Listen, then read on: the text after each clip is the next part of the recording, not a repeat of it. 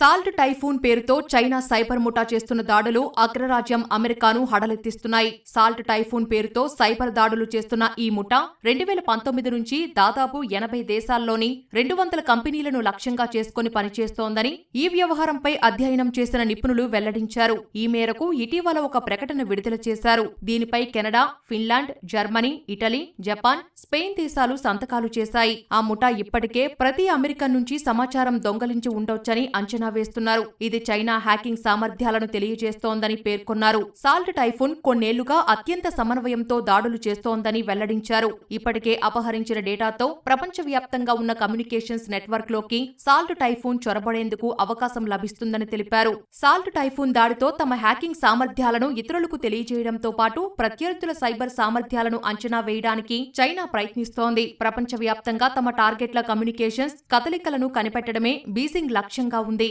Salt typhoon బృందం phone calls ను కూడా వినడం, ఎన్క్రిప్టెడ్ సందేశాలను చదవడం వంటివి కూడా చేయగలదని ది సెనేట్ ఇంటెలిజెన్స్ కమిటీకి చెందిన సెనేటర్ మార్క్ వార్నర్ పేర్కొన్నారు. ఈ ముఠాకు 3 కంపెనీలతో సంబంధాలున్నట్లు తెలిపారు. వీటికి చైనా సైన్యం, పౌర నిఘా ఏజెన్సీలతో సంబంధాలున్నాయి.